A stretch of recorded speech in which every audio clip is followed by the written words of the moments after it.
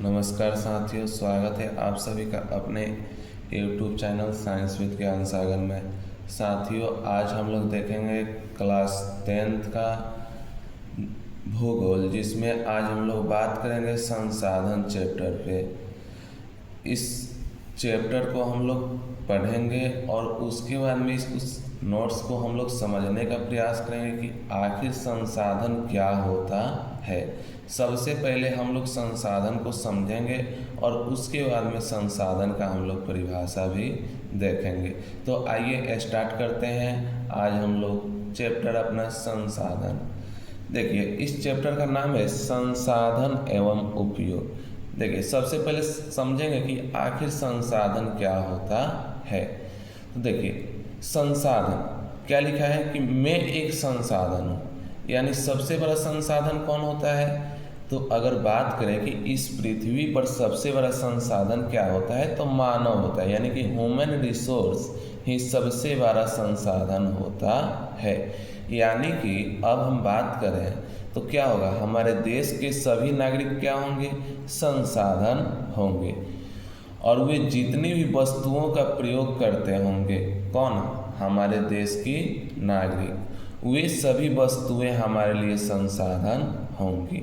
अब इनमें से कुछ जो वस्तु होता है वे प्राकृतिक से प्राप्त होते हैं, लेकिन वे प्राकृतिक से प्राप्त होते हैं, लेकिन वे कब बोले जाएंगे कि ये संसाधन है, जब उस प्राकृतिक वस्तु को मानवीय या मानव के द्वारा संसाधन के रूप में ढाला जाए। कोई भी चीज़ क्या है, प्राकृतिक में है, लेकिन हम उसको संसाधन कब बोलते हैं, जब उसका हम उपयोग करते हैं। और हम उपयोग कब करेंगे, जब उसको उस लायक, यानी कि अपने लायक हम ढालते हैं। अब देखिए, जो संसाधन है वे किसके रूप में होगा, किसी वस्तु के रूप में रहता है। और वस्तु को हम लोग कैसे उपयोग करते हैं, जब उसको हम लोग रूप बदलकर संसाधन के रूप में बदलना ही संसाधन है। यानी कि कोई भी वस्तु है उसका हम लोग रूप को बदलते हैं। जब रूप को बदलते हैं तब वे वस्तु उपयोग के लायक होता है। यानी कि अब बात करें तो क्या होगा, किसी देश का नागरिक जितना बेहतर संसाधन होता है वह उतना ही बेहतर अन्य संसाधन का निर्माण करता है। यानी कहने का मतलब ये है कि कोई भी देश है, वे देश में जितना ज़्यादा जो मानव होगा वह डेवलप करेगा, उतना ही अच्छा उस देश में संसाधन का उपयोग होगा। तो अब यहाँ से एक परिभाषा निकलता है संसाधन का कि प्रत्येक वस्तुएं जिसका उपयोग आवश्यकताओं को पूरा करने के लिए किया जाता है वह संसाधन है। यानी कि अगर बात करें तो हम लोग कोई भी वस्तु का उपयोग करते हैं, वे वस्तु हमारे लिए क्या होगा, संसाधन होगा। यानी अब मान के चलो कोई साइकिल है या किसी चार चक्के का एग्जाम्पल ले लो। आप चार चक्का से क्या करते हो, कहीं जाते हो, तो ये आपके लिए क्या हो गया, साधन हो गया, जिसके माध्यम से आप क्या कर रहे हो, कहीं जा रहे हो। चलिए देखते हैं इसको और आगे देखते हैं। अब देखेंगे कि संसाधन का वर्गीकरण। अब देखिए, संसाधन को क्या किया गया है कि अलग अलग वर्ग में इसको विभाजित किया गया है। सबसे पहले देखेंगे उत्पत्ति के आधार पर संसाधन को वर्गीकरण। देखिए, कह रहा है कि उत्पत्ति के आधार पर संसाधन का वर्गीकरण। उत्पत्ति के आधार पर संसाधन को दो वर्गों में विभाजित किया गया है। फर्स्ट क्या होता है, फर्स्ट होता है जैव संसाधन और दूसरा जो होता है अजैव संसाधन होता है। चलिए देखते हैं कि जैव संसाधन क्या होता है। कह रहे कि जैव संसाधन किसे कहते हैं, कह रहे वैसा संसाधन जिनकी प्राप्ति जीवमंडल से हुई हो उसे जैव संसाधन कहते हैं। देखिए, जीवमंडल का मतलब क्या होता है, जीवमंडल का मतलब होता है जीवों का मंडल, यानी कि जिसके अंदर जान हो। यानी कि वैसा संसाधन जिसके अंदर जान हो उसको हम लोग जैव संसाधन कहते हैं, जिसमें प्राणी जगत, वनस्पति जगत, मत्स्य जीवन, पशुधन, ये सब क्या होते हैं? जैव संसाधन होते हैं। देखिए दूसरा क्या होता है? दूसरा जो होता है वे अजैव संसाधन होता है। कह रहे कि अजैव संसाधन किसे कहते हैं? अब देखिए कह रहे कि वैसा संसाधन जो निर्जीव वस्तुओं से बना होता है उसे अजैव संसाधन कहते हैं। अब देखिए निर्जीव वस्तु यानी कि वैसा वस्तु जिसके अंदर जान नहीं होता है। अब जिस वस्तु के अंदर जान नहीं होगा वह निर्जीव होगा। अब वैसे संसाधन को हम लोग निर्जीव संसाधन के नाम से जानते हैं। आगे देखिए, आगे कह रहा है कि समाप्यता के आधार पर संसाधन का वर्गीकरण। समापत्य के आधार पर संसाधन को दो वर्गों में विभाजित किया गया है। फर्स्ट जो होता है वो होता है नवीकरणीय संसाधन और दूसरा जो होता है अनवीकरणीय संसाधन होता है। आइए अब देखते हैं नवीकरणीय संसाधन क्या होता है और अनवीकरणीय संसाधन क्या होता है। देखिए कह रहे नवीकरणीय संसाधन किसे कहते हैं? बोल रहा है कि वैसा संसाधन जो पुनः पूर्ति योग्य है उसे नवीकरणीय संसाधन कहते हैं। जैसे में सौर ऊर्जा, पवन ऊर्जा, जल, वन एवं वन्य जीव इत्यादि। देखिए कहने का यहाँ पे मतलब है कि नवीकरणीय संसाधन क्या होगा।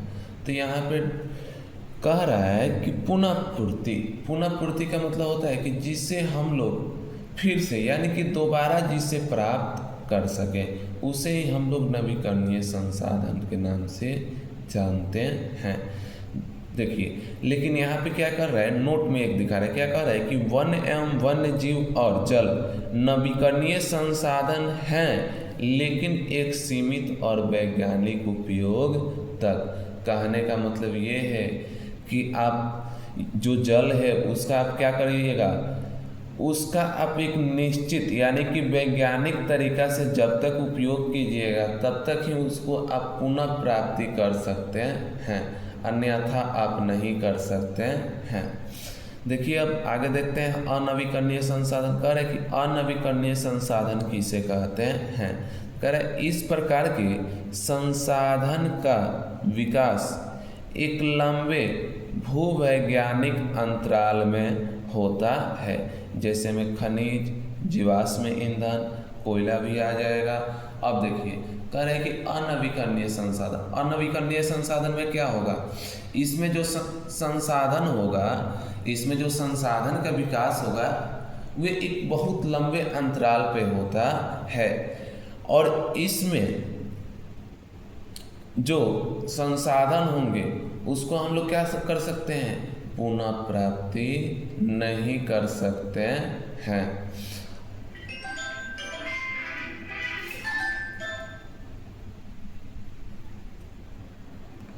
अब देखिए अब आगे देखेंगे स्वामित्व के आधार पे संसाधन को कितने वर्गों में बांटा गया है। देखिए स्वामित्व का मतलब होता है कि उसका मालिक, यानी कि हम लोग यहाँ पर देखेंगे कि जो संसाधन है उसमें कौन सा संसाधन का कौन मालिक होता है। अब देखिए कह रहे कि स्वामित्व के आधार पे संसाधन को 4 वर्गों में विभाजित किया गया है। फर्स्ट जो है वे है व्यक्तिगत संसाधन, दूसरा जो है सामुदायिक संसाधन, तीसरा जो है राष्ट्रीय संसाधन और चौथा जो है वे अंतर्राष्ट्रीय संसाधन हैं। अब देखिए अब फर्स्ट देखेंगे लोग कि व्यक्तिगत संसाधन। देखिए टॉपिक का जो नाम है इसी से ही मालूम चल रहा है कि आखिर ये कहना क्या चाह रहा है। कह रहे कि व्यक्तिगत संसाधन से आप क्या समझते हैं। व्यक्ति मतलब अपना, यानी कि वैसा संसाधन जिसपे एक व्यक्ति का सिर्फ अधिकार हो।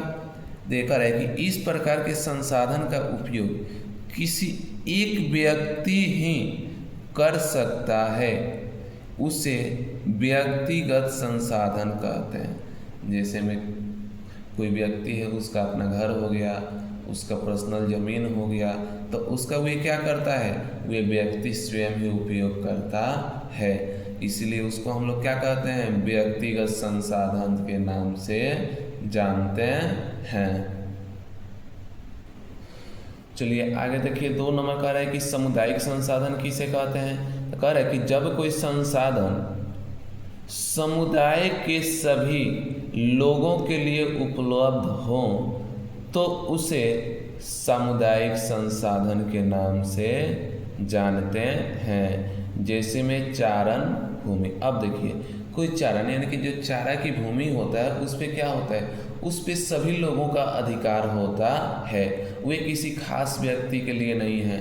शमशान भूमि यानी कि जहाँ पे लोगों को जलाया जाता है, ये जो भूमि होगा उस पे क्या होता है, क्या एक ही घर के लोगों को जलाया जाता है, नहीं, पूरे उस समाज के लोगों को जलाया जाता है।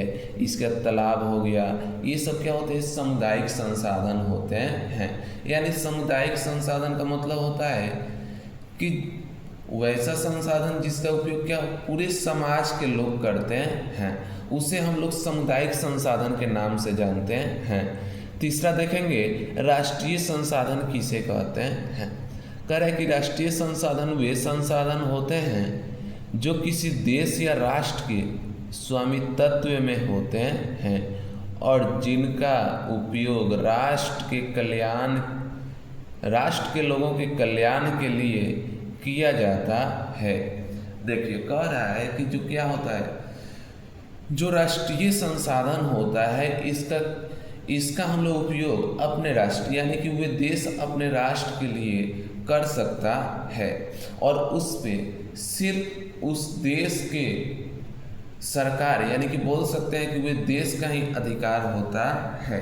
अब देखिए, यहाँ पे एक दिया है कि राष्ट्र की संपदा कहाँ तक होता है। तो जो मान के चलिए, आज आप अपने देश को ले लो, ये मान के चलिए कि ये आपका जो देश है, इस देश का मैप है। अब ये क्या है, ये आपके देश का सबसे अंतिम स्थलीय भाग है। यहाँ से क्या होता है, यहाँ से जलीय भाग स्टार्ट होता है। सपोज डेट एक बात बता रहे हैं,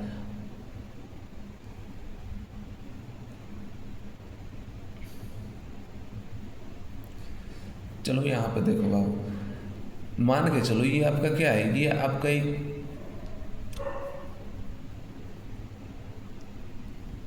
ये आपका देश है। अब ये आपका जब देश है तो इसमें देखिए ये आपका स्थलीय सीमा है। अब यहाँ पे क्या होता है, यहाँ पे स्थलीय सीमा समाप्त होता है। जहाँ पे स्थलीय सीमा समाप्त होता है, यहाँ से अब इस साइड में क्या होगा, जलीय सीमा स्टार्ट होगा।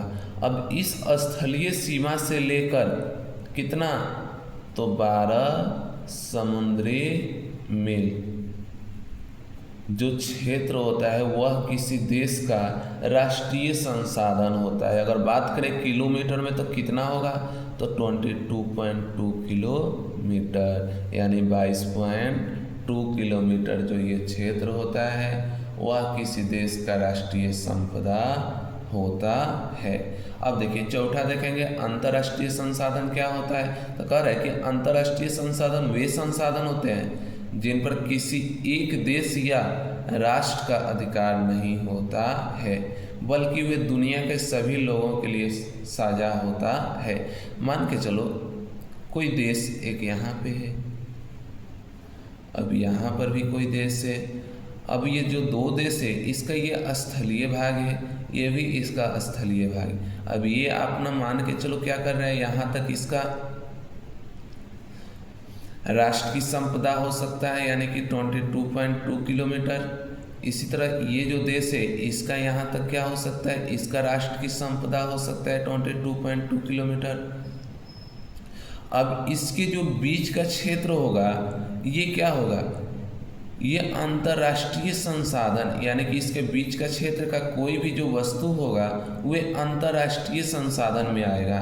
यानी कि इस वस्तु का इस देश वाले भी उपयोग करेंगे और इस देश वाले भी उपयोग करेंगे। आगे देखिए, कह रहा है कि किसी भी देश की तट रेखा से 200 किलोमीटर के समुद्री क्षेत्र पर उस देश का अधिकार होता है, लेकिन इसके बाहर के समुद्री क्षेत्र को अंतर्राष्ट्रीय संसाधन माना जाता है। अब देखो यहाँ पे आपको क्या कर रहा है कि तट रेखा से कितना 200 किलोमीटर की जो समुद्री क्षेत्र होता है उससे जो बाहर का जो क्षेत्र होता है वे क्या होता है, वे आपको अंतर्राष्ट्रीय संसाधन माना जाता है या होता है।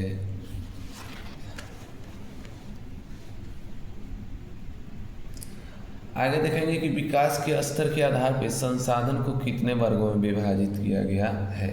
कह रहे कि विकास के स्तर के आधार पर संसाधन को 4 वर्गों में विभाजित किया गया है। फर्स्ट कह रहा है कि संभावी संसाधन, दूसरा बोल रहा है विकसित संसाधन, तीसरा कह रहा है भंडार संसाधन और चौथा कह रहा है संचित संसाधन। अब देखिए फर्स्ट देखेंगे कि संभावी संसाधन क्या होता है या किसे कहते हैं।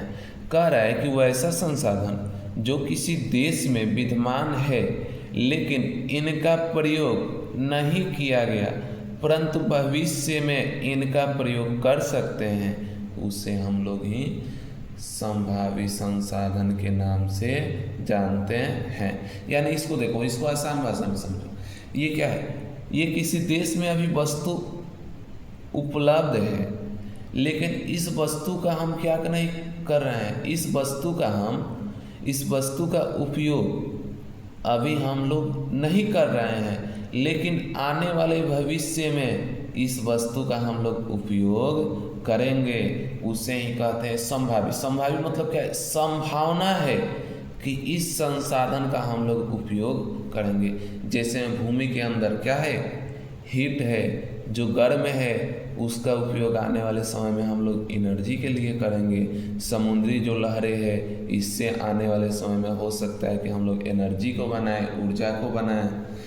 दूसरा कह रहा है कि विकसित संसाधन किसे कहते हैं, तो कह रहे हैं जिस संसाधन का सर्वेक्षण, ये सर्वेक्षण लिखा हुआ है, सर्वेक्षण किया जा चुका हो तथा वे प्रयोग करने में सक्षम हो, उसे हम लोग विकसित संसाधन कहते हैं। तीसरा कह रहा है कि भंडार संसाधन क्या है, तो कह रहा है कि तकनीकी के अभाव के कारण जिन संसाधनों का उपयोग अभी हम नहीं कर पा रहे। देखिए यहाँ पे समझिए, कह रहा है कि भंडार संसाधन आज क्या, वे संसाधन हमारे पास उपयोग के लायक है लेकिन हमारे पास उस लायक तकनीकी नहीं है जिसका हम लोग क्या करें, उपयोग कर सकें उस संसाधन का। यानी कि वे संसाधन को बनाने के लिए हम लोग उस तकनीकी का उपयोग नहीं कर रहे हैं। यही कह रहे हैं कि तकनीकी के अभाव के कारण उस संसाधन का प्रयोग नहीं किया जा रहा है, तो उसको हम लोग क्या किए हैं, अभी हम लोग भंडार के रूप में रखे हैं, तो उसे हम लोग कहते हैं भंडार संसाधन। चौथा देखिए, कह रहा है कि संचित को संसाधन किसे कहते हैं, कह रहा है जिन्हें उपलब्ध तकनीकी ज्ञान की सहायता से प्रयोग में लाया जा सकता है परंतु इनका उपयोग अभी आरंभ नहीं हुआ है। देखिए जी, संचित कोष यानी कि आज क्या है,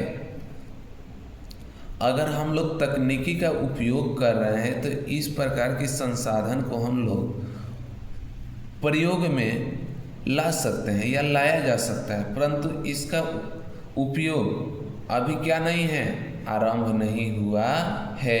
यानी कि उस लायक अभी क्या नहीं हुआ है, तकनीकी का उपयोग नहीं हुआ है। जब उस लायक तकनीकी आ जाएगा तब हम लोग इस प्रकार के संसाधन का उपयोग कर सकते हैं। चलिए अब देखते हैं कि संसाधन का विकास। दूसरा इसमें क्या है, संसाधन। अभी हम लोग इस चैप्टर को डिकोड कर रहे थे तो उसमें लिखा है संसाधन एवं उसका उपयोग। अब देखिए इस संसाधन का विकास कैसे होगा, तो कह रहे हैं कि न्यायगत बंटवारा। यानी कि अगर आपको क्या करना है, संसाधन का विकास करना है तो उसके लिए क्या होना चाहिए, न्यायगत बंटवारा। यानी कि आप संसाधन किसी व्यक्ति को दे रहे हैं तो उसको एक लिमिटेशन में दें, सबको एक समान संसाधन दें। यानी कि संसाधन का आप उपयोग कर रहे हो तो आप लिमिट में कीजिए। ये नहीं कि संसाधन है तो उसको ले जाकर और अपने घर को भर रहे हैं, नहीं। संसाधन का जितना कार्य है, जितना आप उपयोग करने योग्य चाह रहे हैं, उतना ही संसाधन का उपयोग करना चाहिए, अन्यथा नहीं। दूसरा कार्य है कि सत्तापोषणीय विकास, यानी कि कोई वस्तु है, यानी कि कोई वस्तु या कोई संसाधन है, इसका आप उपयोग कर रहे हैं तो इसके स्थान पे आप फिर किसी वस्तु को लाने का प्रयास कीजिए। कह रहे कि 1970 पोषणीय विकास, कह रहे कि 1970 के दशक में यूरोप में संसाधन का तेजी से क्षय हुआ, जिसके कारण एक सम्मेलन हुआ था। कब हुआ था? 1992 में। कौन सा सम्मेलन हुआ था? Rio de Janeiro. इसी में संसाधन के विकास के लिए सतत पोषणीय विकास को अपनाया गया। सतत पोषणीय विकास का मतलब होता है कि कोई वस्तु है, इस वस्तु का आप उपयोग कर रहे हैं तो फिर इस वस्तु के स्थान पे आप किसी वस्तु को लगाएं। साधारण भाषा में समझेंगे तो मान के चलो, एक आपने क्या किया, आज आपने एक किसी पेड़ को काटा। अगर आप आज एक किसी पेड़ को काटा और इसका उपयोग कर लिए तो ये पेड़ भी हमारे लिए क्या है? संसाधन है। तो इसके स्थान पे आप क्या कीजिएगा कि फिर किसी पेड़ को लगा दीजिएगा। जब आप किसी फिर पेड़ को लगा दीजिएगा तो इसी अवधारणा को हम लोग कहते हैं सतत पोषणीय विकास की अवधारणा। ओके, थैंक यू साथियों। आशा करते हैं कि आप सभी को वीडियो बहुत अच्छा लगा होगा। अगर साथियों वीडियो अच्छा लगा होगा तो वीडियो को शेयर कीजिए, लाइक कीजिए, चैनल को सब्सक्राइब कीजिए। धन्यवाद, थैंक यू।